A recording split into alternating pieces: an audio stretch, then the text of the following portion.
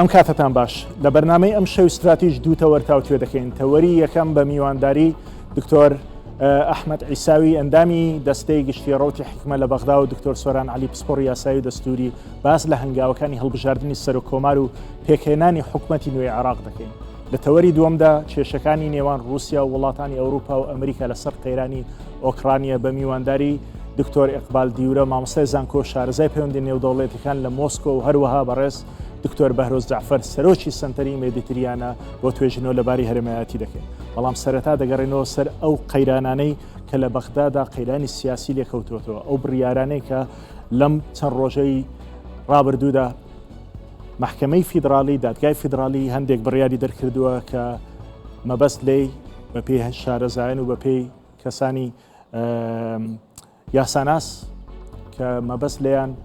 دژایەتیکردنی هەرێمی کوردستانە، بەڵام بەشێک لە حزبە سیاسەکانی ناو عێراق و هەروەها بەشێک لە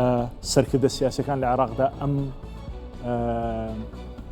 یاسانەی کە دەرچووە بە دەستوری دادەنێن. بۆ نمونە ئەوەی کە ئەمڕۆ لە پەرلەمانی عێراقدا لە دادگای فیدرالی لە عێراقدا دەرچووە کە مافی فرۆشتن و هەروەها گرێبەستی نێودەوڵەتی بۆ کۆمپانیەکانی نەوت لە هەرێمی کوردستاندا زەفت دەکا و دەڵێ دەبێ ئەم بەرهەمانە و ئەم سەرچاوی داهاتی نەوت بگەڕێتەوە بۆ مرکز کە ئەمە خۆی لە خۆیدا خاڵێکی نادەستوریە لە چەندین بڕگەی دەستوردا. بۆ نمونە لە مادەکانی 12 13 14 115 116 117 18 19 تا 120 و 121 باز لەوە دەکا کە هەرێم مافی خۆیەتی گرێبەستی نێودەوڵەتی گرێبەست لەگەڵ کۆمپانیای نێودەوڵەتی هەبێت. بەڵام بۆ هەموو ئەو پرسانەی کە پەیوەستە بە عێراق و بۆ هەموو ئەو پرسانەی کە پەیوەستە بە هەڵبژاردن پرۆسەی دوای هەڵبژاردن و بڕیارەکانی دادگای فیدرالی و هەروەها هەموو ئەو بڕیارانەی کە لەسەر کاندیدکردنی سەرۆک کۆمار و دووبارە دەرگاکردنەوە بۆ خۆکاندیدکردن بۆ ناوتۆمارکردن بۆ پۆستی سەرۆک کۆمار ئەمانە گرفتی گەورەی لە بەغدا لێکەوتەوە. بۆ ئەم مەبەستە قسە لەگەڵ میوانانان دەکەم. سەرەتا دەسمەلای بەڕێز ئەحمەد عیساوی کە ئەندامی دەستەی گشتی ڕەوتی حکمەیە لە بەغداوە لەگەڵمە. بەڕێز ئەحمەد عیساوی ئێوارەتان باش، خۆشحاڵین کە لەم بەرنامەیە لەگەڵمانی. ئاگاداری کە لە بەغدادا چەندین گرفتی سیاسی هاتوونەتە پێشەوە و لەو گرفتانەشدا زۆر باس لە هەرێمی کوردستان دەکرێت. بەشێکی زۆر لە چاودێرانی هەرێمی کوردستان پیان وایە ئەو بڕیارانەی کە لە دادگای فیدرالیەوە ئەمڕۆ و چەند ڕۆژێک بەر لە ئێستاش دەرچوون، ئەوانەی کە پەیوەستن بە کاندیدکردنی سەرۆک کۆمار و هەروەها ئەوانەی کە پەیوەستن بە یاساکانی نەوت و گاز و هەروە گرێبەستەکانی حکوومەتی هەرێمی کوردستان لە بواری وزەوە کە بە نادەستوری لە قەڵەم درراوە. خەڵکێکی زۆری چاودێر و شارەزا لە هەرێمی کوردستان پێی وایە کە دادگای فیدرالی دژایەتی خەڵک و قوتی هەرێمی کوردستان دەکات. ئێوە چۆن لەو پرۆسەیە دەڕوانن؟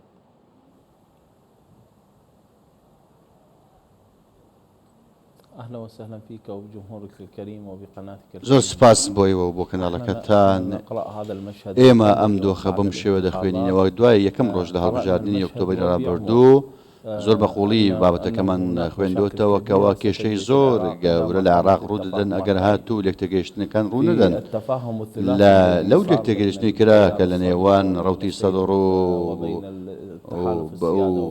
هاوپەیمانی سیادە و پارتی دموکراتی کوردستان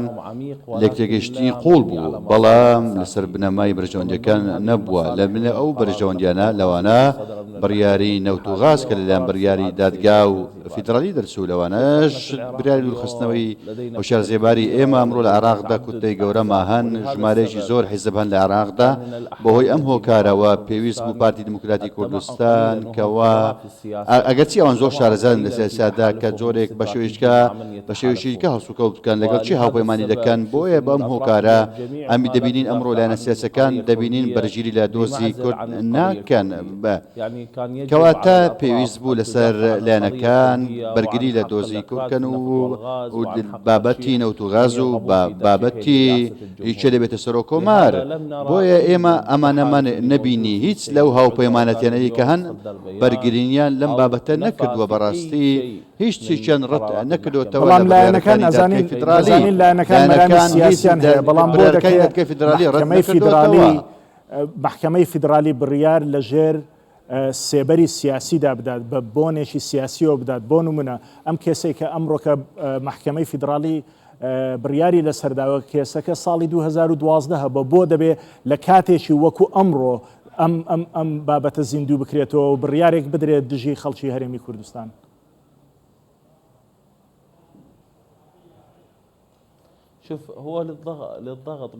ئەمە بۆ فشارە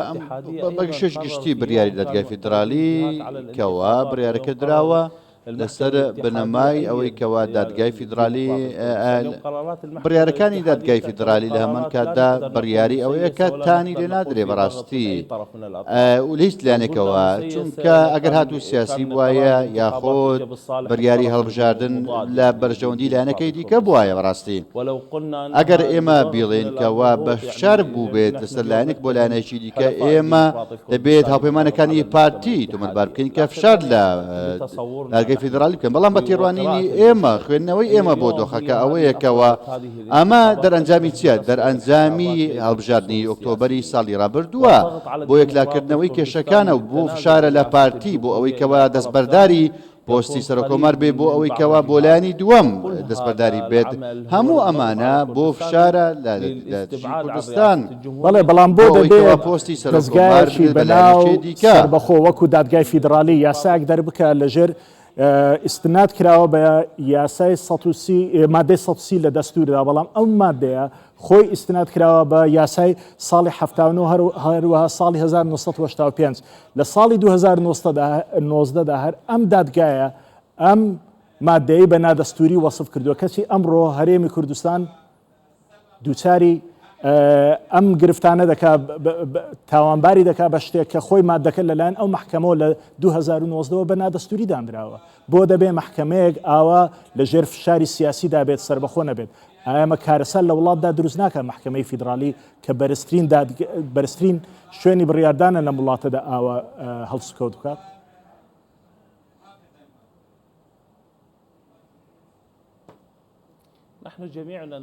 ئێمە هەمومان دەبێت ڕێز لە بڕیارەکانی دادگای فیدرالی بگرین ئەو مادەی کە ئەمڕۆ دەرچووە لە دەستوری عراقیدا هاتووە تەواوی لایەنە سیاسیەکان داوای گۆڕینی هەندێک لە بڕگەکانی دەستور دەکەن ئەو مادەی کە بڕیارەکەی پێدەرچووە مادەیەکی ناکۆکە لەگەڵ لایەنەکانی دیکە کەەوە داوای هەموارکردنەوەی دەستوری ژەکر لەمان کاتدا بۆیە ئێمە ئەمڕۆ دەبینین کێشەکان دەگوازینەوە لە ساڵێکە بۆ ساڵێکی دیکە پێشتر تۆ گوتت باسی ساڵی 2019 کرد ئایا لە سێ ساڵی ڕابردوودا ئایا کێشەیەک چارەسەر کراوە لە بابەتی هەنادەکردنی نەوت و غاز ئایا کێشەکان چارەسەر کراون دەبوو لەو 2019 کێشەکان چارەسەر بکرێ بەڵام دەبینی کێشەکان هەمیشە دەگوازرێنەوە ساڵ بۆ دوای ساڵ چارەسەر ناکرێت حکوومەتێکی کاربەرەیشمان هەیە بۆشایەکی دەستوری هەیە بۆشایەکی سیاسی شەیە لە هەمان کاتدا بۆیە دەبین ئەم بڕیارە دەرچووە بۆیە ئەمە ئێمە لە ئێستاوە دەیڵێن لە یەکەم ڕۆژەوە پێویستیمان بە هاوپەیمانێتیشی لێکنزیبوونەوەی لایەنەکانە چونکە کێشەی کوردستان لە بڕیارێک دادگای فیدرالی نییە ئێمە چەندین کێشەمان هەیە کە بەڕاستی بۆ مادەی 140 کە کێشەیەکی بنەڕەتیە کێشەی هەرێم کێشەی موچەی پێشمەرگە کێشەی موچەکانی دیکەی کە سەر بە حکوومەتی فیدرالین هەمووم کێشانە بەیەکەوە دەبینی لە هەرێمی کوردستاندا بوونیان هەیە من لە یەکێک لە کەناڵە کوردیەکان پێشماوەیە گوتم بە ڕاشکاوی لێک لە کەناڵەکان گوتم لە کەناڵە کوردیەکان داوا لە پارتی دەکەم کەواکە باوچی ڕۆحی هەرێمی کوردستانە بەگشتی دەبێت هاوپەیمانێتێکی بەهێزی هەبێت کە پێی وایە کێ بەهێزە لە قۆناغی داهاتوودا بۆ ئەوەی کەوا زامنی مافەکانی کورد بکات و کۆتایی بە کێشەکانی کورد مادەی 140 بهێنێت کێشەکانی دیکە بهێنێت کێشەی موچە کێشەی بژێوی گەلی کورد هەمووەمانە چارەسەر بکرێت ئەمڕۆ ئەو بڕیاریکە لە دادگای فیدرالی دەرچووە لەلایەن بابەتی نەودوو غازدا بڕیارێکی گرنگە بۆ حکوومەتی ئیتیحادی بەڵام بە زیانی حکوومەتی هەرێمی کوردستان و گەلی کوردستانە من پێشبینیم وا پێەیە کە وا دوای ئەم بڕیارە جگە لەوەش هەندێک بابەتی دەستوری یاسایی هەن کە ئەمە دژی ئەو بنەمانەیە بۆ نمونە لە مادەی 111 کە حەقی چی بە خەڵکی عراق و هەرێمی کوردستانیشەوە دەدات لەسەر وزە دەڵێ حەقی ئیستیغلال و ئیستعمال و تەسەڕوفی هەیە کەواتە بەپێی ئەو مادەیە هەرێمی کوردستان مافی خۆیەتی گرێبەستی لەگەڵ کۆمپانیە نێودەوڵەتی هەبێت لە بواری وزە و سامانە سروشتیەکان یعنی ئەم بڕیارەی دادگا کە داوێتی ئەمە یاسایە گرفتێکی یاسایی لەو وڵاتەدا دروست دەکات گرفتێک و قەیرانێکی دەستوریش دروست دەکات.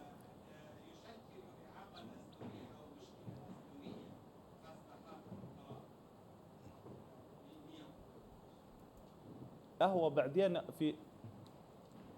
قرار ثاني لە بڕیاری دووەم لە حکوومەتەکانی ڕابردووی عراقدا ئەو کاتێکەوە هاوپەیمانی کوردستان ڕێکەوت ساڵ 2014 ڕێکەوتن کرا ئەو کاتە داهاتی نەوت و غاز دەگەڕێنێتەوە لە کەرکووک و لە لایەنەکانی دیکەش کە لەژێر کۆنتترۆلی حکوومەتی هەرێمی کوردستاندایە بۆ حکوومەتی ناوەندی لە بەغدا لە نێویشیدا ئەو درامەتانی کە هەنار دەکراون بەڵام دەبینین مادەی 11 مادەیەکی کراوەیە مادێشی محکەم نییە لە ڕووی دەستوریەوە سەری دەستور کە دەستور بە خێرایی نووسراوەتەوە بەڕێز هۆشار زیباری باسی ئەوی ماڵی سەرۆک بارزانانی کردکەوە لێرە نووسراوەتەوە بەڵام دەستور بە خێرایی نووسراوەتەوە بەڕاستی بۆیە ئێمە پێمان وایە کە مادە دەستوریەکان مادەی لەرزۆکن مادەی پشت بەستونین پشت ئەستور نین بەڕاستی مادە دەستوریەکان ئەگەر سەیریکەین بابەتی سەرۆکۆمار ئەم بابەتە دەبێت 15 ڕۆژ لەمە بەرکۆتایی هاتبایە لێکەم دانیشتنەوە ئێمە ئەم ئێستا دەستور پێشێت کراوە لە عراقدا و کەس باسیشی ناکە بەڕاستی ئەمڕۆ دەبینین دەستور بە خێرایی نووسراوەتەوە هەندێک مادەی تێدا هەیە بەکراوەی ماوەتەوە سنوورێکی دانە ناوە پشت ئەستور نییە بە مادێک بۆیە کێشە ڕوو دەدەن بۆیە کێشەکان لە دەستور ڕوو دەدەن کێشەکان دووبارە دەبنەوە لە دادگای فێدرالی بە بابەتی نەوت و غاز و هەناردەکردنی نەوت و غاز لە هەرێمی کوردستانەوە بۆی ئەم کێشانەوەیە من پێم وایەکەوە قۆناغی داهاتوو لە قۆناغی داهاتوو دەبێ هەمومان جارێکی کە دەستور بنووسینەوە بڕگەکانی هەموار بکەینەوە. بەڵێ زۆر سپاس بۆ وەڵامەکانت بەڕێز دکتۆر سۆران عەلی کە لە ستۆدیۆ لەگەڵبی جێ لە ئاخفتنەکانی میوانەکەم بوو لە بەغدا و لەژێر ئەو یاسانەی کە ئەمڕۆ لە دادگای فیدرالیەوە دەرچوون کە خەڵکێکی زۆر پێی وایە ئەمانە نادەستورین بەڵام لە هەمان کاتدا ئەمانە یاسای دادگای فیدرالین ینی شتێک لە سەروی ئەوە نییە جا ئەم دادگای لە ژێر فشارێکی سیاسی بوو بێت یاخود لە ژێر فشاری سیاسی نەبوو بێت بەڵام یاسا هەر یاسایەتر دەرچووە ئایا پرسیارەکە لێرەدا ئەوەیە جگە لە قەیرانە سیاسەکێک ئێستا عێراق تێکەوتووە لەگەڵ ئەم بڕیارانەدا لەژێر سێبەری ئەو بڕیارانەدا تووشی فراغی دەستوری دەبێتەوە یاننا. سپاس بۆ ئێوە بە سپاس بۆ میوانەکەمان هەڵبەتە دۆسی نەوت و گاز لە عێراق لە دوای نووسینەوە و ئامادەکردنی دەستوری نوێ و سیستەمی نوێ لە عێراقدا و دووبارە داڕشتنەوەی دامەزراوەکانی عێراق و دووبارە دابشکردنەوەی دەسەڵاتەکان لە عێراقدا و دووبارە دابشکردنەوەی ئالیەت و میکانیزمی دابشکردنی داهات لە عێراقدا بەپی دەستوری عێراق لە 2005ەوە و لە پاش ئەو پرۆسەیەی هەرێمی کوردستان دەستی کرد بە گەڕان بە دوای نەوت بە دۆزینەوەی نەوت بابەتێکی نوێ نییە لە سەرەتای دەستپێکردنی ڕاگەیاندنی هەرێمی کوردستان بۆ گەیشتن بە ناردنەدەرەوەی نەوتی خاوی هەرێمی کوردستان ئەم کێشەیە کراوەی ماوەتەوە لە بینی هەرێمی کوردستان و لە بینی دەسەڵاتی ئیتیحادی لە عێراق قۆناغ بە قۆناغی پرۆسەی سیاسی لە عێراق بەرز و نزمی لەم مەلەفەیە هاتۆتەکایەوە هەندێک جار فشارەکانی سەر هەرێمی کوردستان زیادی کردووە هەندێک جار کەمی کردووە هەندێک جار ئیتیفاقی موقەتیایە ڕوویداوە و هەندێک جار گەیشتە ئاستی لێکدابڕان لە بینی هەرێمی کوردستان و دەسەڵاتی فیدرالی قۆناغەکانی دۆزینەوەی نەوت فەرقی هەبوو هەڵوێستی عێراق بەرامبەری پاشان ناردنەدرەوەی نەوت فەرقی هەبوو لەگەڵ گرێبەستەکان جیاواز بن هەڵوێستەکانیان گەیشت ئەوەی عائیدات و واریداتی نەوت کە گەڕێتەوە بۆ هەرێمی کوردستان و پشتی پێ بەستێ وەکو پاڵپشتیەک بۆ ئیدارەدانی هەرێمی کوردستان بێ ئەوەی پشت بەستێ بە داهاتی فیدرالی و موازنەی عێراق ئەوە دوا هەڵوێستی عێراق و بەرامبەری بەڵام هیچ کاتێک ئەم ناکۆکە سیاسیانە نەگەیشتن بە ئاستی یەکلایکەرەوەی بڕیاری دادگای بنبڕ کە دوای ئەوە نەتوانین هەڵوێستێک و دانیشتنێک و مفاوەزەیەک و دانووسانێک لەبارەوە بکەین ئەوەی کە مەترسیە لێرە داخلبوونی موسسەیەکی قەزاییە لە نێوان دەسەڵاتی هەرێمی کوردستان وەکو هەرێمێکی فیدرالی و دەسەڵاتی فیدرالی لە عێراقدا مەترسیەکە لەوەدایە بەرزترین ئاستی دەسەڵاتی دادوەری ئەم بڕیاری داوە جارێکی کە ئەم بڕیارە قابل بە تەعن و پێداچوونەوە نییە بەڵام کەواتە ئەمڕۆ سەدر تویتێکی کردووە بۆ نمونە باس لەوە دەکات کە پەرلەمان بێتە دەنگ لە دژی ئەو بڕیارانە پەرلەمان ئەو دەسەڵاتی هەیە بەرامبەر دادگای فیدرالی ئێمە حقیقەتێک دەیە بزانین موسسەی دەسەڵاتی فیدرالیەکان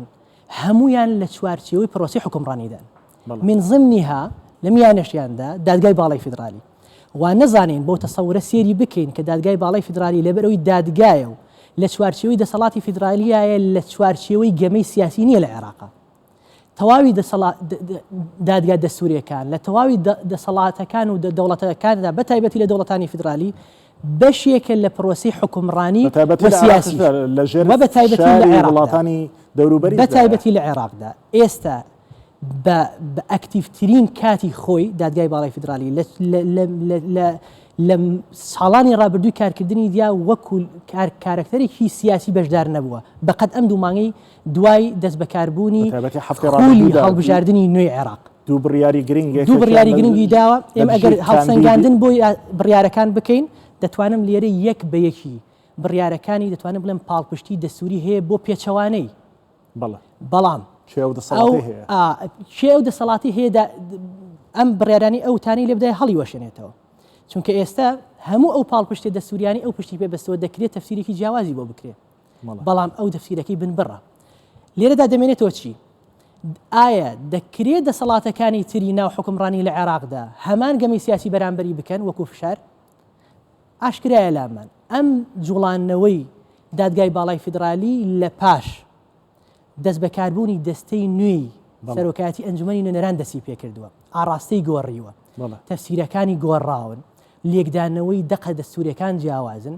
و هەنگاونانی خێرە بە نمونێکە بۆ دێنەوە بەڵام بەر نمونونەکەم پێ بڵێ ئەگەر لەژێر فشاری سیاسیدا ئەم دادگایە بەڵام یەکێک لەوانەیە کە ئەمڕۆ کە دەنجی دژی هەرێمی کوردستان دژی لەگەڵ ئەو بڕیارەداوە جێگری سەرۆکی دادگای فیدرالی کە سەمیر عەباسە سەمیر عەباس لە حەلبوسی نێزیکە ئەی ئەو هاوپەیمانیەتی ئێمە چیە لەگەڵ ئەوەی کە باسی لەگەڵ حەلبوسی و لەگەڵ سەدر بەر لەوەی کە باس لە هاوپەیمانەکانمان لە نێو پرۆسی سیاسی لە عێراق بکەین بە تایبەتی لە خولی نوێی هەڵبژاردن پێکاتی دادگای باڵای فیدرالیش هەر ڕنگدانەوەی پێکاتە سیاسەکەی عێراقە بە شیعە عەرەبی شیعە و عەرەبی سونە و کوردیش و کەمەنایەتەکانیش تێدا بەڵام هاوپەیمانەکانمان بەر لەوەی کە گلەیەکە بەر ئاڕاستی ئەوان بێ ئێمە دوو ئەندامی کورد هەیە لە محکەمەی ئیتیحادی بەپێی یاسای دادگای باڵای فیدرالی دانیشتن و تحقیقی نیسابی دانیشتنی دادگای باڵای فیدرالی پێویستی بە ئامادەبوونی تەواوی ئەندامەکانە و من لە میانەشیاندا دوو ئەندامەکەی کوردیش تایە ئەندامە ئەوانیش تایە پێویست بوو ئامادە بن تاوەکو تحقیقی نیساب بێ بەر لەوەی بەجێگری سەرۆکی محکەمەکە دەڵێن ئامادەبوونی دوو نوێنەری کورد لەو دادگایەدا بۆ خۆی جێگەی پرسیارە کە من تەسەوری من وایە ئەو دیوی قەرارەکان لێ دیار بوو ئەو دیوی قەرارەکان من تەنها لێکدانەوە دەکەم دەنجیان بۆ بڕیارەکان لێکدانەوە دەکەم ئەمە یەکێک لە حاڵەتەکان دووەم ئەگەر وا دابنین لە ئەوان جێگرەوەیان هەبێ یا بەدیلیان هەبێ بۆ ئەگەر لە حاڵەتی ئامادە نەبوون لە احتیاطەکاندا احتیاطەکانیش هەمان پێکاتیان هەیە لە عەرەبی سونەیە لە عەرەبی شیعەیە و کوردیشتایە لەبەر ئەوە دەکرا ئەم مماتەلەیە کە لە مەجلیسی نواب لە ئەنجومەی نوێنەران دەیبینین هەمان هەنگاویشمان هەبوایە لە دادگای باڵای فیدرالی بۆ بەلای کەم بۆ دواخستنی دەرکردنی بڕیارەکان بگەڕێمەوە سەر نمونونەکە دێمۆلات بۆ نمونونەکانش دەگەڕێمەوە لای میوانەکەم لە بەغداوە بەڕێز ئەحمەد عیساوی خاڵێکی تر کە هەفتەیەک بەر لە ئێستا دیسانەوە دادگای فیدرالی بڕیاری لەسەردا ئەویش کاندیدکردنی بەڕێز هۆشار زێباری بوو لە کاتێکدا ئەو کاتێک کە وەزیر بۆ لە پۆستەکەی خۆی دوور کراوەوە بەڵام هیچ تاوانێک بە تاوانێک دەرنەکراوە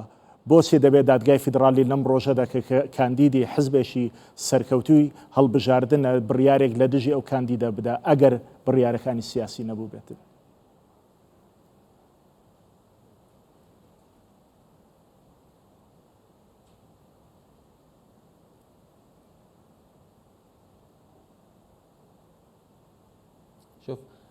سیرکە بڕیاری دروستنەوەی بەڕێز هۆشیار زێباری لە کاندیدبوونی لە ئێمە چاوەڕوان کرا بوو چونکە بەڕێز هۆشیار زێباری پێداچوونەوەی بۆ دەدگاکان نەکرد و سەردانی دەدگاکانی نەکردووە من وەکو دکتۆرام لە یاسادا هەیە ئەمڕۆ بەڕێز هۆشیار زێباری پێداچوونەوەی بە بابەتی دەدگاکان نەکردو بۆیە ئەم دۆسیەکە داخراو نەبوو بەڕاستی بە بڕیاری دادگا ئەو کاتێکەوە دۆسیەکە کراوە دەبێت لە دادگاکە ئەو کاتە بڕیاری کۆتایی وەرنەگرتووە بەڕاستی بەتایبەت بڕیارەکان کە پەیوەستن بە فێرۆدانی ماڵی گشتی و بابەتی بۆیە بەهۆی ئەم هۆکارەوە ئێمە دەیڵێن جۆرێک لە سستی هەبوو لەلام بەڕێز هۆشیار زێباریەوە دووەم شێت پارتی دموکراتی کوردستان دەیتوانیکەوە لەگەڵ ڕێزمان بۆ بەڕێز هۆشیار زێباری کەسایەتێکی عراقیە کەسایەتێکی کوردی لێ هاتووە لە سەرکردادیکردندا بەڵام پارتی دەبوو کاندیدێکی دیکە بێت چونکە لەگەڵ بەڕاستی لەلایەنەکانەوە ڤیتۆی لەسەر هەبوو لەسەر هۆشیار زێباری چونکە پارتی دموکراتی کوردستان کەسایەتێکی بۆ ئەوەی بەقوڵایی کەسایەتی هۆشیار زێباری نەبوو چونکە کەسایەتی هۆشیار زێباری هیچ گومانێکی لەسەر نەبوو بەڵام لایەنەکان کاتێکەوە گومان دەکەن لە دادگا بڕیاری دادگاش لەسەر بابەتەیەکە گوتوویەتیکەوە دۆسیەکەدا نەخراوە ئەمە بڕیاری دادگایە بۆیە دادگای فیدرالی بەم شێوەیە بڕیاریدا بەڵام لەسەر بەڕێز هۆشیار زێباری پێویست بووکەوە پێداچوونەوە بە بڕیاری دادگاکان و سەردانی دادگا بکاتەوە جارێکی دیکە بەڵام ئەو نەچووە و بۆیە دادگای فیدرالیش هەر بەم شێوەیە بڕیاریدا بەڵام دکتۆر ئەحمەد خۆشت دەزانی کەتوانیان بەرامبەر هۆشیار زێباری ئەم بڕیارانە بدەن ئێستا کە پارتی دیموکراتی کوردستان کاندیدێکی تری هەیە بەڕێز ڕێبەر ئەحمەد بۆ ئەم پۆستە تۆ گومانی ئەوە نییە دیسانەوە دادگای فیدرالی جارێکی تر خۆی پەلکێشی ئەو هاوچێشە سیاسیانە بکە و بڕیارێکی هاوشێوە بدە؟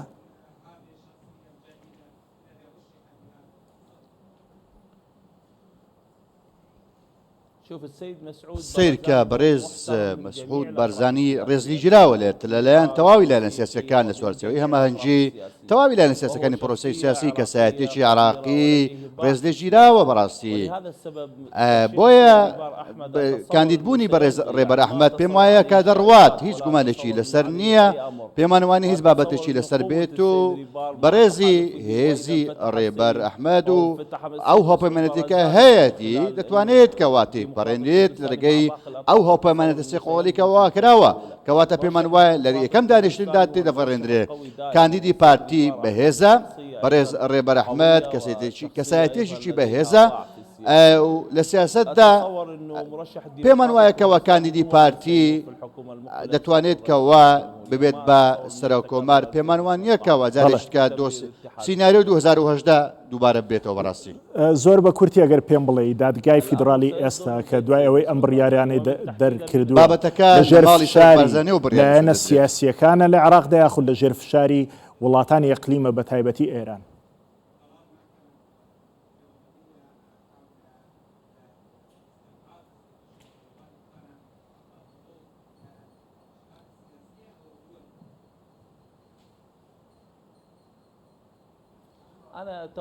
من پێم وایە کە والایەنە سیاسیەکان تەواوی لە نێویشیدا ئەوانەی کە هاوپەیمانی بەڕێز بارزانین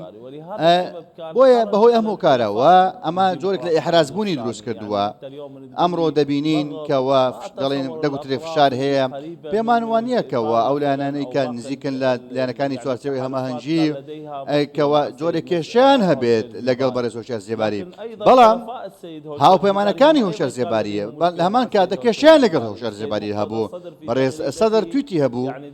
کە داوای کردبوو کەوە دەنگ بە هۆشیار زێباری نەدرێت و ئامادەی دانیشتەکەش نەبن بۆ پەرلەمانتارەکان ئامادەی دانیشتەکە نەبن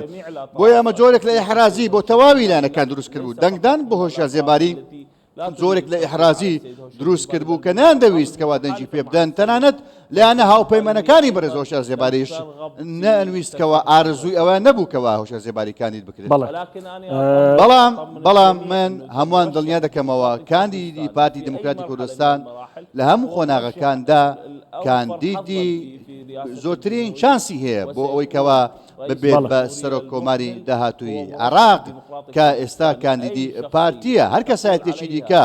کەوا کاندیدی پارتی بێت پێمان وایە کەوا دەبێت بە سەرۆک کۆمار و تێدەپەڕێت.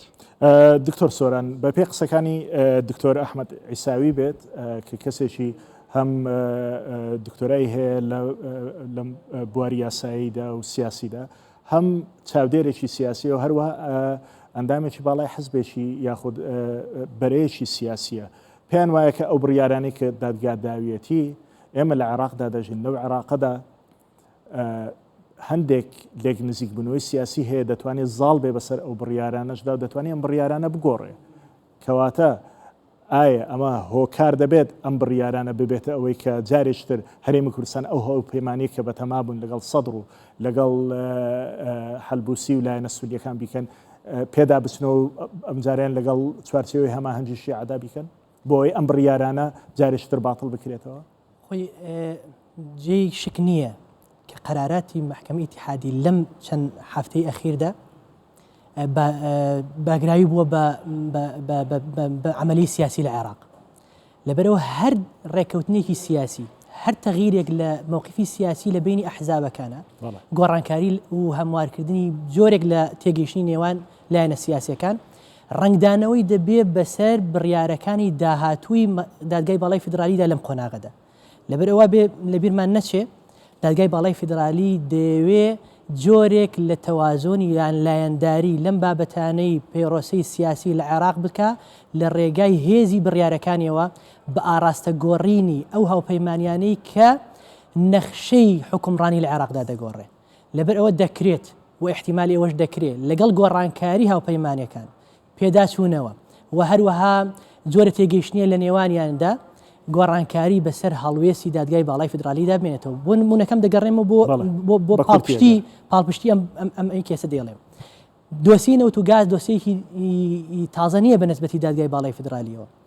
سەرەتای دروستبوونی کێشەی دادوەری و بە تەعەندان و تانەدان لە بابەتی نەوت و گازی هەرێمی کوردستان دەگەڕێتەوە بە ساڵی 2012 بەڵام تەوقیتی ئێستا یەکلایکردنەوەی بابەتەکە پێمان دەڵێ کە ئێستا ئیشی پێێتی دادگای باڵای فیدرالی بۆ ڕاگررتنی هاوسەنگی هێزی سیاسی لە عێراقدا و دەیەوێت بیکاتە فشارێک بۆ گۆڕانکاری لە ئاراسی سیاسی و ئیلا لە ماوەی 10 ساڵدا دادگای باڵای فیدرالی دەیتوانی ئەم دۆسە یەکلایی بکاتەوە دەرفەتیشی هەبوو و ئەوەی کە ئێستا بڕیاری دەدا بە ئێستا بە یا پێچەوانەکەی کات کراوە بۆ دادگای باڵای فیدرالی بەڵام بۆ لە تەوقیتێکی ئاوهادا لە پەکخستنی بەرەو پێشچوونی پرۆسی سیاسیە دەوێت زیاتر ئاڵۆستری بکە بە دوو ئاراستە یەکەمیان یان دەیەوێت دادگای باڵای فیدرالی پەیامێک بنێرێ ناکرێ حکومڕانی داهاتووی عێراق لە دوو وێزگەکەی تری دەسەڵاتی یاسادانان و جێبەجێکردن ئێمە پشگیرتان بین بێلین پرۆسەتان بەڕێوە بچێت دووهەمیان ئەوەیە دەرفەتێک دەدا بە ئیعادەک دەرفەت دەدا بەلایەنەکان ئێوە ئیعادەی هاوپەیمانەتەکانتان بکەنەوە تا من بمە هاوکارێک بۆ باشە لایەنێکی دیکەش لەوانەیە هەبێت لەم هاوچێشێداویش ئەوەیە ئەگەر ئەم فراغە دەستوریە دروست ببێ و هەروەها کە ئەو قەیرانە سیاسیە کە لە عێراقدا هەیە بەردەوام بێ لەوانەیە جارێکتر هەڵبژاردن دووبارە ببێتەوە ئایا ئەمەش یەک لەوانە لەم فشارانە نییە کە لە هەندێک لایەنی شیعە دەیانەوێت لە ڕێگای دادگای فیدرالیەوە دروستی بکەن لە ململانی سیاسیدا لایەنە سیاسیەکان ئەوەی پێیان بکرێت درێغیتیان ناکەن ئەوەی بابەتی دەنابتەڵی کراوەیە بەڵام چەند ڕێو شوێنە یاسای و دەسوورەکان ڕێگەی دەدا کارێکی وا بکە هێشتا بەرچاو ڕۆشن نین لەبەر ئەوە ئەم ئەگەرانەی لە عێراقدا هەمووی کراوەیە دەکرێت فشاری زیاتری بکرێت لە ڕێگای دادگای باڵای فیدرالیەوە و ئێستا لە میوانەکەت پرسی و ئاگادار بووم لەوەی کە بربژێری نوێی پارتی دیموکراتی کوردستان لە چوارچێوەی ئەو هاوپەیمانی کە هەیەی جارێکی کە مەقبولە بە نسبەتی لایەنەکانی ترەوە من دەڵێم جارێکی کە ئەگەر مەقبولیش بێ لای لایەنەکانی تر مەترسیەک هەرماوە لەلایەن دادگای باڵای فدرالیەوە کە بە کۆی پرۆسەی دووبارە کردنەوەی دەرگای خۆپاڵاوتن جارێک کە بە بڕیارێکی دادگاکە بیوەستێنێ و بیگەڕێنەوە بۆ هەمان ئەو بربژێرانەی لە جاری یەکەمدا کەواتە هێشتا کارتی تری لەبەردەستماوە هێشتا دۆسی تر لە بینی هەرێمی کوردستان و بەغدا ماون کا بکرێتە تانە لێدان و فشار خستنە سەر هەرێمی کوردستان. بەڵێ دەگەڕێمە لای میوانم دوا پرسیارم لە میوانەکەم لە بەغداوە دکتۆر ئەحمەد عیساوی زۆر بە کورتی ئەگەر بتوانن دوا ستەیجی دوا قۆناغی پرۆسەی سیاسی لە عێراقدا بەرەو کوێ ڕۆیشتووە ئێستاکە ئایا ئێمە لە بەردەم هەڵبژاردنێکی دیکەداین چونکە قەیران دروست بووە لە عێراقدا قەیرانی دەستوری سیاسی یاخود ئەم پرۆسەیە هەر بەردەوام دەبێت حکوومەتی تازەی زۆرینەی نیشتیمانی دروست دەبێت وەکۆی مقتەدا سەدر بانگەشەی بۆ دەکات.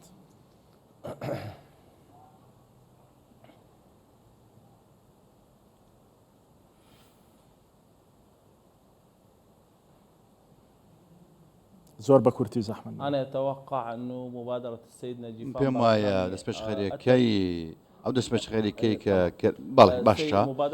دەستپێشخەرێکەکەی نجیبان بارزانی کە هات بۆ کۆبوونەوە کرا دەستپێشخەرێکەی سەرۆک بارزانی لە هەمان کاتدا بۆ ئەوەی کەوا تەواوی لایەنەکان کۆ بکرێتەوە ئەوەی کە ببێت بە ئۆپۆزیسیۆن بابێت ئۆپۆزیسیۆن پێمان وان نییە بە هیچ شێوەیەک حکوومەتێکی زۆری نیشتیمانی پێک بهێنرێت. بەڵێ زۆر سپاس بۆ هەردوو میوانانم بەڕێز دکتۆر ئەحمەد عیساوی کە لە بەغداوە لەگەڵم بووی و بەڕێز دکتۆر سۆران عەلی مامۆستا زانکۆ کە لە ستۆدیۆ لەگەڵم بووی.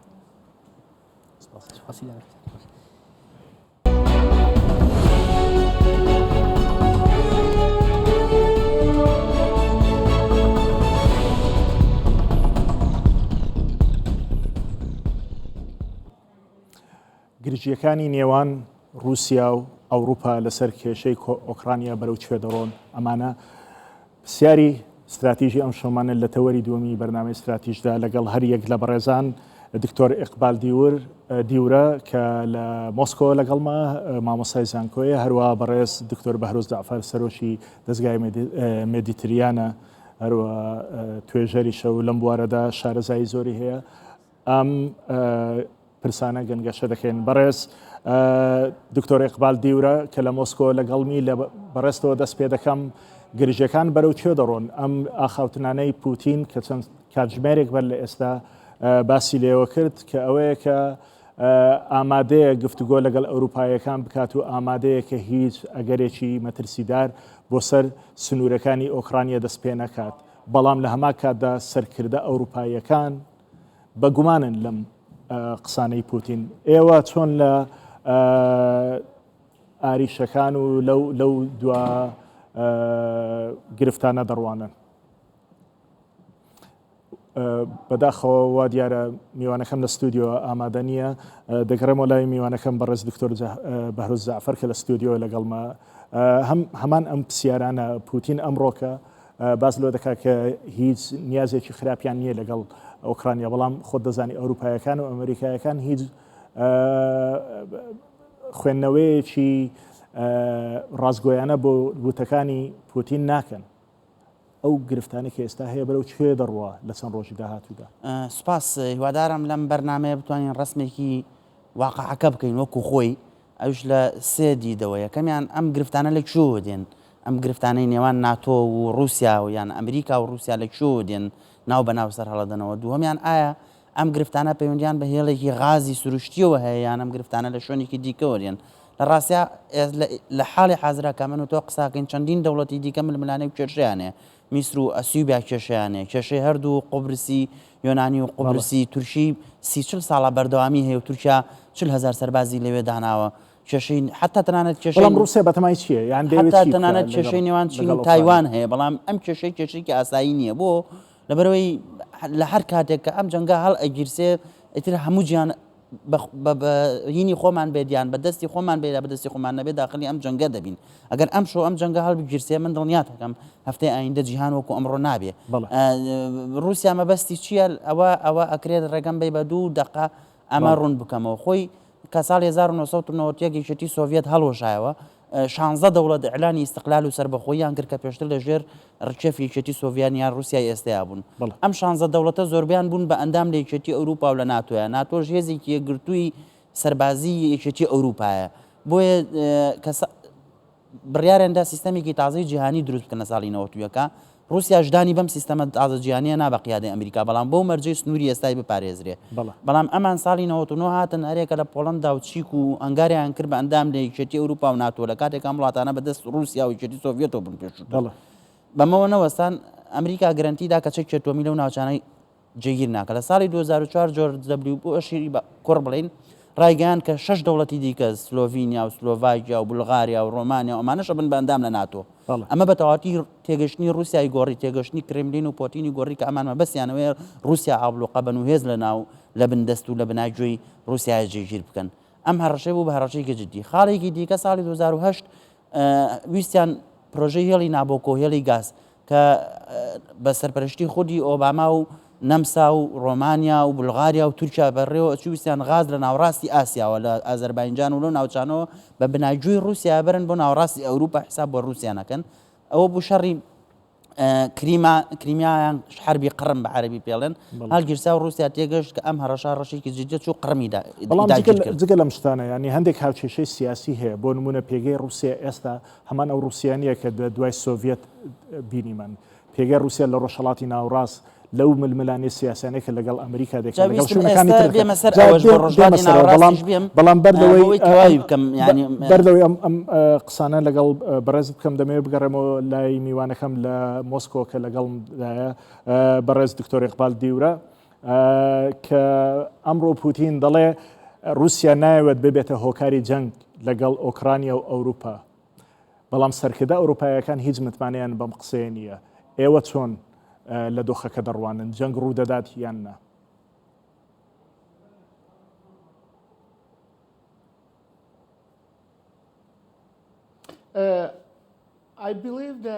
من پێم وایە رووسیا پلانی نییە بۆ هێرشکردنە سەر ئۆکرانیا. پوتین ئەمڕۆ باسی کرد وەک خۆشت باست کرد تەنها لە یەک حاڵەتدا رووسیا توانێت هێرش بکاتە سەر ئۆکرانیا ئەگەر بێت و ئۆکرانیا هێرشی دۆنباس بکات. ئەگەر ئۆکرانیا هێرش نەکاتە سەر دۆنباس ئەو کات رووسیا دەیەوێت لە ڕێگەی دیبلۆماسیەوە قەیرانەکە چارەسەر بکە. وەک خۆمان نەزانین هەفتەی ڕابردوو زۆرێک لە با بڵێن ترافیکی دیبلۆماسی هەبوو لە مۆسکۆ، بەڵام بەداخەوە ئەم هەوڵە دیبلۆماسیانە نەیان توانی گرژیەکان کەم بکەنەوە، بەڵکو ئەمڕۆ دوای ڕاگەیاندنەکەی لاڤرۆڤ کە وتی هەندێک لە سەربازەکان لە سنوورەکانی ئۆکرانیا گەڕاونەتەوە، دوای ئەمە دوای سەردانەکەی سەرۆک وەزیرانی ئەڵمانیا با بڵین ڕاوێژکاری ئەڵمانیا بۆ مۆسکۆ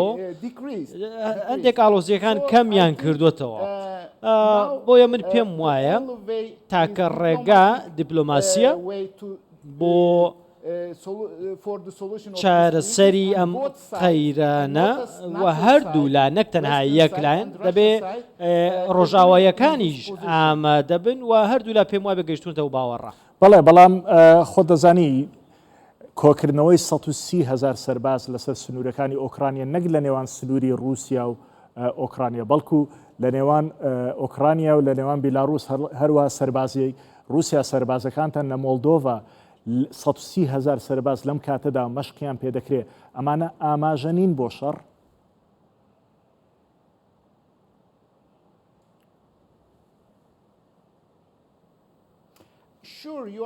بەدڵنیایەوە قسەکەت تەواوە، بەڵام منیش پێم وتی لە چه حاڵەتێکدا ئەم سەربازانە بەکاردەهێنرێن لەلایەن رووسیاوە. من مەبەستم ئەوە بوو رووسیا دڵنیایە لەوەی کە ئەم هێزانەی بۆ هێرش ئامادەکردەوە ئەوە تەواوە، بەڵام دەوەسێتە سەر حاڵەتێک مەرجێک کە من باسم کرد ئەگەر هێرشێک لەلایەن ئۆکرانیاوە بکرێ وەڵامە درێتەوە. ئەکرێ ئەکرێ دۆخێکی زۆر مەترسیداریش دروست بێ بۆ نمونە ئەگەر هەندێک نیۆنازیەکان لەلایەن کیێڤەوە هەندێک دۆخەکە ئاڵۆز بکەن لە دۆنباس شەڕ بکەن بەڵێ لەو حاڵەتەدا ڕاستە شەڕەکرێ و ئەکرێ ئەو نیۆنازیەکان لەلایەن لە ژێر کۆنتترۆلی زلنسکیشان نەبن و بە قسەی نەکەن بەڵێ لەم حاڵەتەداگە هێرش کرا رووسیا ئەو هێزەی کە تۆ باسی کرد بەکاریان دەهێنێ و زیاتر لە 600,000 کەس لە دۆنباس پاسپۆرتی رووسیان پێەیە و ئەگەر هاتوو هێرش بکرێتە سەریان بە دڵنیاییەوە ئەو هێزە زۆرەی کە تۆ باسی کرد لەسەر سوورەکان چاوەڕێیەکەن وەڵام بدەنەوە و بەرگری لە هاوڵەتیانی خۆیان بکەن کە پاسپۆرتی ئەوانیان لە باخەڵە بۆیە من پێم وایە دۆخەکە و چارەسەرەکە بۆ گوتم دیپلۆماسیە بەڵام بابەتێکی تر زۆر گرنگە لەبیرمان نەچێ پەرلەمانی رووسیا دۆما ئێستا ئامادەکاری دەکا بۆ دانپێدانان بە لۆگانس و دۆنکسدا بۆی کە ببێتە کۆمارێکی سربەخۆ ئەمە زۆر گرنگە چونکە بۆ ئەوەی کە ئەم ناوچەیە بخرێتە سەر رووسیا ئەتر پێویستی بە شەڕ نییە بەڵکو بە ڕێگەیەک کار دەکا کە وەک چۆن کرایمیایی هێنایەوە سەر خاکەکەی خۆی بە هەمان شێوە دەتوانێت لە ڕێی سیاسی و لە ڕێی دەنگدانەوە ئەتوانێت ئەو ناوچەیە بکاتە سەربەخۆ بۆیە پێویست ناکە رووسیا بەهێز ئەمانە بخاتەوە سەر خاکەکەی دکتۆر بەهرۆز دێمە لای جەناب وایە رووسیا شەڕی ناوێ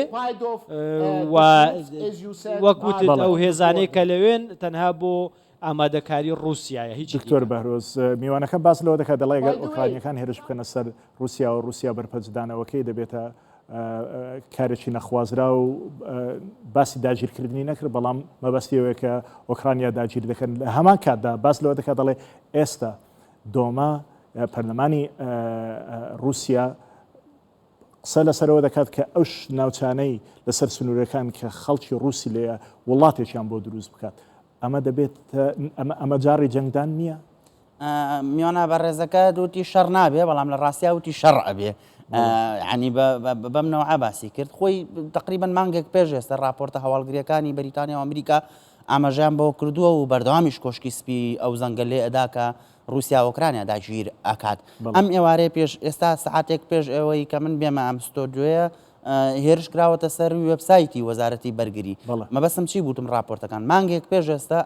ئاماژە بۆ کراوە کە هێرشەکە ئەگەر دەست پێ بکات لە سەرەتای هێرشێکی سایبەریە بێ هێرشێکی ئەلکترۆنیە بێ ئەم ئێوارەیە دوو بانقی گەورەی ئۆکرانی هاکراون و کۆڵی هێرشی سایبەری و ئەلکترۆنیان کراوەتە سەر و سایتی وەزارەتی بەرگری ئۆکرانیا ئێستا هاکراوە کە ئیکەی تۆڵێ لە ژێر چاکردندایە ئێستا ئەمە هێرشەکە دەستی پێکردو لە ڕووی ئەلکترۆنیەوە ئەمە خاڵێکی دیکە من ویستم لە مداخلەی پێشووتر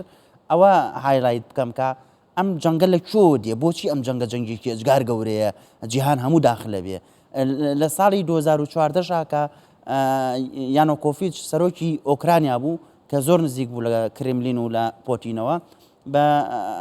فید بێیان بە هاندانی خەڵکی ناڕازی زۆر لە ئۆکرانیا یانۆکۆڤیچیان ڕوخان و کۆشکەشانەکەشیان کرد بە مۆزەخانە و ئەمە زیاتر پۆتینی تووڕەگەر بۆیە هات کریمیای داگیر کرد یان گرتەوە کە چکام ناوچانە پێشتر بەدەست کریمیا بوو کریمیا مینای سیفاستۆپۆلی لێ هەموو جەنگە جیانەکان لەوێ دەستیان خەڵکەکەش ڕووسە بەڵێ لە باکووری دەریای ڕەشە لە خواری ئۆکرایناوەیە ئەمە کریمیای گرت بۆیە پێشووتریش وەکو گوتم چەندین دەوڵەتی دیکەی کە پێشتر لە ژێردەسەڵاتی رووسیای چێتی سۆڤێتا بوون بە ئەندامی ناتوە ئەمە رووسیای ئەوەندەی تر تووڕە کردووە لە ساڵی 2016 و 2020 ناتۆ و ئەمریکا و ئەوروپا چون چەکی موشکی دوورهاوێژان هەم لە پۆڵەندا جێگیر کردووە و هەم لە ناوچەکانی دیکەی وەکو ئەنگاری ئەوانش ئۆکرانیا ببێ بەیەکێک لە ئەندامانی ناتۆکەواتە سنووری رووسیا لەگەڵ سنووری ناتۆ دەبێت ناتۆ کە کاتی دروست کراوە بۆ ئەو دروستکرا یەکێتی سۆڤیەت ئەوەی کە پێ دەگوترێت کۆنتینمنت چواردەوری یەکێتی سۆڤێت بگرن بۆی نەبێتە هێرش بۆ سەر ئەوروپایەکان کە ئێستا ئۆکرانیا ببێتە ئەندام لە ناتۆک ئەو ناتۆی کە دژی سۆڤێت دروست بوو ئەمڕۆ دژی رووسیا دەبێت ئەوەیە بڵێ من لێرە وەکو تۆژەرێک قوماشێکە دوورمیتر نازانم خەتای کوێیە بەڵام ئەوەنە ئەزانم دەمێکە لە ساڵی 99 خوتوکەی رووسیا ئەیان یان هێرشەکەن ئەیانوێ ئابلوقەی رووسیا بن بەو خاڵانەی کە باسم کرد بە ستێپ بای ستێپ یعنی کە باسم کرد کۆتا جارووسیان ئۆکرانیا سەرۆکیی تازیان بۆ داناوەکە نزیکە لە ئەوروپاوە دەنگۆی ئەوە هەیە کە ئۆکرانیاش لە بندەسی رووسیاوە بکەن بە ئەندام لە ناتۆ کە ناتۆ دژمنی رووسایە بەم نەوعە بۆیە ئاخر جارکە تالیبان لە ئەفغانستان ئەو وەزعی بەسەر هات و ئەمریکا ئەفغانستانی چۆڵ کرد لە چاوتروکانێک ئاوبایی هەشتا 5 ملیار دلار چەکی بۆ تالیبان بەجێهێش لە ئەفغانستان و کە دراوسەی رووسیان ئەمریکا کەوتە بەر هێرشێکی زۆرە و کەسایەتی ئەمریکا کەوتە ژێر پرسیار لە جیهانە ئەمە زیاتر پۆتینی هاندا و چۆنەڵی مۆتیڤیتی کرد و دەرفەتی لەمە وەرگرکە ئەوش لەم زستانە ساردەیە ئەوروپا تووشی کەم غازی بکات کە ئەمڕۆ ڕاگەێنراکە 113 نرخی غازی سروشتی لە ئەوروپا گران بووە ئەوروپا ینی هەموو وڵاتانی ئەوروپایشێتی ئەوروپا پێویستیان ساڵانە پێویستیان بە 540 میلیارد مەتر سێجا غازی سروشتی لە وڵاتانی ئەم غازە سروشتی ئەوروپا رووسیا دابینیەکە کە رووسیا یەکەمی یەدەکی غازی سروشتی لە بەڕێز دکتۆر ئیقبال میوانەکەم قسەکانی بۆنی ئەوەی لێدێک کە رووسیا مافی خۆیەتی بەرگری لە خۆی بکات چکە چەندین ساڵە وڵاتانی ئەوروپا و وڵاتانی ڕۆژئاوا دەیانەوێ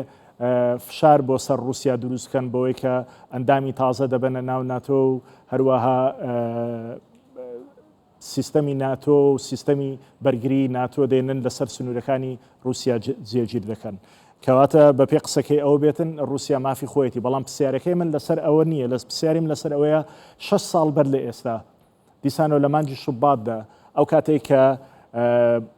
بڕیار بەدەستانی رووسیا دەیانگوت رووسیا بە نیازی ئەوە نییە دوورگەکانی کریمیا یاخود دوورگەی قڕم کە ئێمە لێرە پێ دەڵێن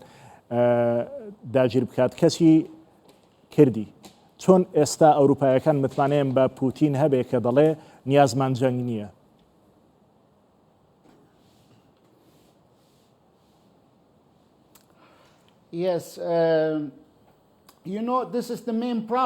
ئەمە کێشە سەرەکیەکەیە رووسیا نایەوێت کە نایەوێ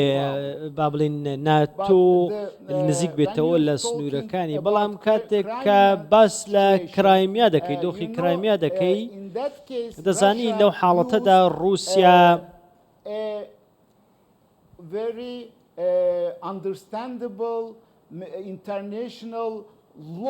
یاسایەکی نێودەوڵەتی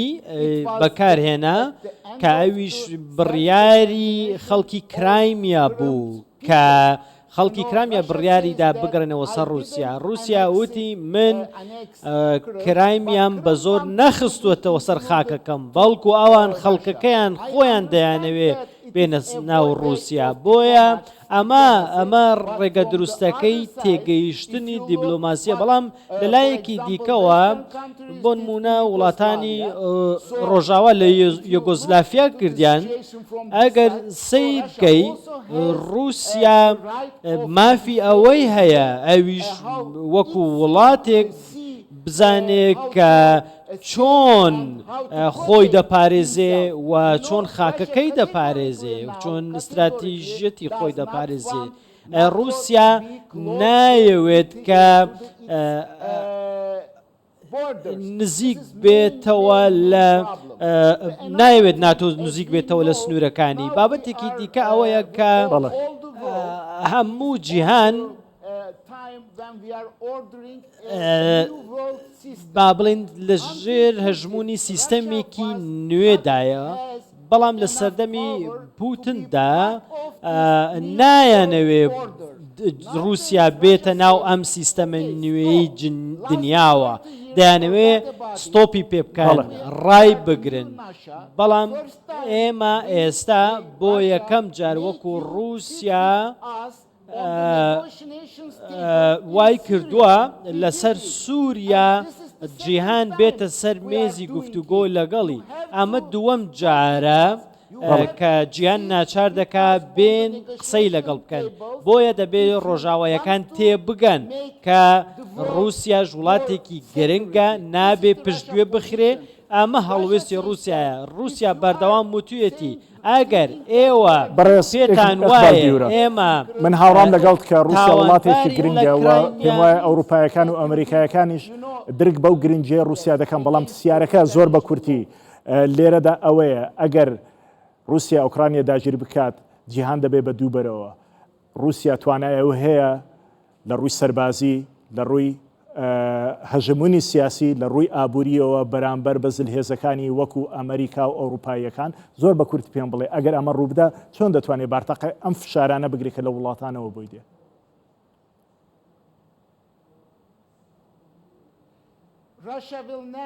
رووسیا هیچ کات هێرش ناکاتە سەر ئۆکرانیا بەڵکو ئەمریکەکانیش وتویانە کە ئێمە ڕاستەخۆ ناچینە شەڕ لەگەڵ رووسیا و ئۆکرانیا شەڕی ئۆکرانیاش نابێتە جەنگی جیهانی سێم و رووسیاش ئەوەی ناوێت و ئەمریکاش ئەوەی ناوێت بە ئاشکراش وتوێتی کە ئێمە نامانەوێت شەڕی ڕاستەخۆ لەگەڵ رووسیا پرسیارێک من لە بەر لە ئێستا دکتۆر بەهرۆز لە میوانەکەم کرد لە رووسیا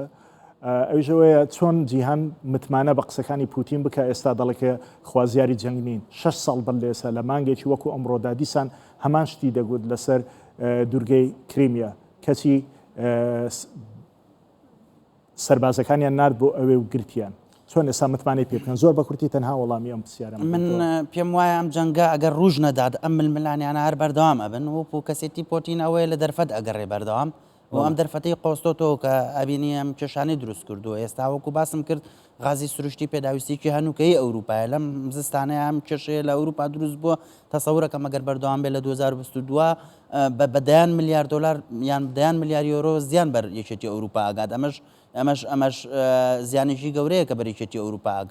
ئەکەوێ و بیریشمان نەچێت کە هەر ئەم خوتوکە دانانەی خۆراوەوە ململانیانە وای کرد کە بیانوویداوە بە رووسیا لە ساڵی 2011ەوە لە بەهاری عەرەبیەوە هاتۆتە سووریا ینی بەهاری عەرەبی بیانوویدا بە رووسیا کە بێ بۆ دەریای سپیناوە ڕاستیش ئێستا رووسیا لە تەرتوسە و مینایەکی گرنگی بەدەستەوەی لە دەریای سپیناوە ڕاست و هاتۆ بۆ پەری کێشاو بە ناوچەکە و لە عێراقیش زۆربەی کۆمپانیا رووسیەکان لە هەرێمی کوردستانیش تەواجودیانێ و هەژمونی خۆیان هەیە خۆزگە دەرفەتم هەبا بۆ پرسیاری زیاتر بەڵام دەرفەت نەباوە تەناوە نەبێت سوپاسی بەڕێزان دکتۆر ئیقبال دیورە مامۆستای زانکۆ شارەزای پەیوەندی نێودەوڵەتیەکان کە لە مۆسکۆ لەگەڵم بۆ هەروەها بەڕێز دکتۆر بەهرۆز زەعفەر سەرۆکی ناوەندی میدیتریانە کە لە ستۆدیۆ لەگەڵمان بوو زۆر سپاس بۆ دیداریمان و بۆ دیدەنیتان و هەروەها سپاس کە بینەرمان بوو تا استراتیژیەکی دیکە خواتان لەگەڵ